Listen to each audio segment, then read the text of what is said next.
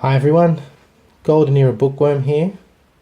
Really interesting article from 1946, Your Physique, September. Bodybuilding, a highly specialized profession by Joe Weider. What's interesting about this article is actually the fact that in this article we're told that gyms are beginning to open around America and around the world. Bodybuilding, a highly specialized profession.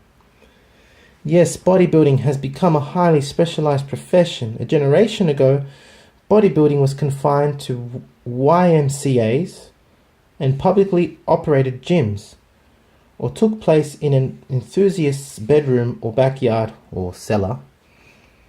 Instruction took place on a class basis or was a hit-and-miss affair. As specialists developed, beginners began to seek out these specialists for more expert instruction, and small private gyms sprang up here and there.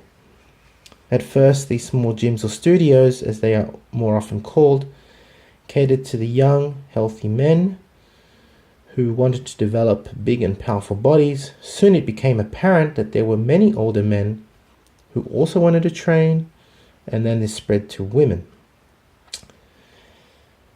It's amazing to see that back then there were basically no gyms, and it was so novel, bodybuilding, that it was relegated to just publicly operated gyms and things like that. It's amazing. I thought that little piece of history was interesting to note. Finally, I'd like to finish off this series of videos for the 1946 September issue of Your Physique with this routine on gripping strength. I really like it, by Leo Gaudreau. Gripping strength is a fascinating, and it's a form of strength that will stay with you long after you have lost your zest for heavy lifting. Here is a fascinating article on how you can develop great gripping powers. So we can see here the exercises demonstrated. After you've accomplished the feat of chinning with one hand, try it with only the 2 middle fingers, then with only one. For beginners, try chinning with 8 fingers, then 7. Then reduce finally to only 1. Wow. Chinning with fingers builds great gripping power, I'm sure. I'd probably rip my fingers off if I tried to do that. That's incredible. A great exercise and stunt for developing a powerful grip is to try lifting heavy weights or objects, gripping with the edges with open fingers and only carrying it, or open fingers, and only carrying it for a number of yards. Wow. For developing the forearms and gripping muscles, the stunt shown below is excellent. Gripping a heavy dumbbell, carry it across the thigh, touching it on the floor between the legs, and bringing it over to the opposite thigh. And I'm sure then you do it the other way back. So these are just gripping exercises. More are listed at the back on page 50. There we go. Gripping strength. If you want to develop your pinch grip progressively, get a piece of 2-inch by 4-inch lumber. Get a deep 1-inch hole drilled in each end and insert a piece of pipe to load plates on the end. And as you do with your barbell, practice snatching this overhead or just lifting from the floor with 2 hands by pinching between the thumb and fingers across the 2-inch part. Oh, that's interesting. So it's kind of like gripping something fat with progressive weight. That's kind of interesting. Get a barbell equipped with grips that measure 1.5 inch, so basically a fat bar in diameter. Snatching and jerking with one hand and 2 hands, and the reverse curl will help you acquire a mighty pair of hands. So basically doing reverse curls with a fat grip or with a fat bar, or one-handed snatching.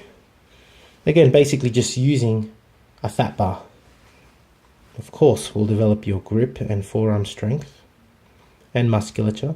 The wrist roller, which is an old-fashioned, basically you've got a pipe with a chain and weights attached in the end, and you just roll the weight up, is also recommended. Another good exercise that should be practiced along with the wrist roller is the one where you are seated, forearms are on the thighs or end of the bench, palms of the hands are up, and barbell is curled by wrist action only. Others also, like Vince Gironda, recommended to curl it all the way down to your fingers and then up. This was a really excellent exercise. Your forearms will get so filled with blood by the increased circulation that they feel as hard as a piece of wood. Absolutely. Spike bending, card and catalog tearing are beneficial grip developers, but cannot be practiced progressively unless you have a big supply of cards to tear. It gives now a story of how some people actually went to the city dump to find sets of cards to practice tearing. Interesting. Finally, page 61, the last bit of this grip strength routine is described. Oh no, sorry, on page 65. My mistake.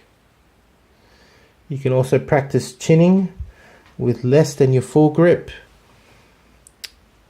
As already mentioned, one can try firstly with 8 fingers, then 7, 6, 5, 4, 3, 2, 1. Good luck with that. Another of our training stunts was with a pair of dumbbells.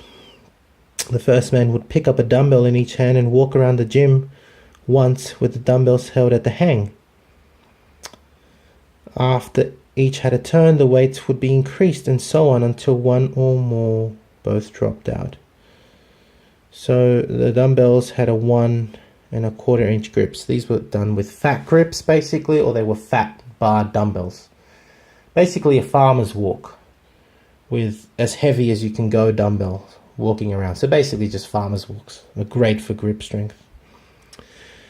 This is not a complete list of grip stunts or exercises, but it should be a good start for anyone desirous of going on such a program. My only warning is this: don't go in for a long program of high repetitions, because your forearms are very apt to get that ugly, heavy veined appearance. Well, to be honest, I wouldn't mind if I had heavy veined forearms. I think that looks awesome. That's just me. If you like this gripping strength routine from your Physique 1946 September, if you like it, if you want to try it, let me know your results. I hope you've enjoyed this series of videos of your Physique of 1946 September issue, and please keep watching.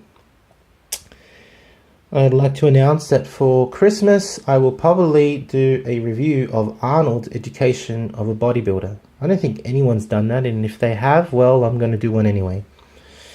It's basically my favorite book of all time in regards to bodybuilding. I think it's brilliant. I think every aspiring bodybuilder should actually have a read of that. It has everything. Anyway, I hope you've enjoyed these series. If you've liked these videos, please give them a thumbs up, subscribe, share them, get the word out, and I'll be doing some more videos soon. Stay tuned. This is a Golden Era Bookworm signing out. Bye.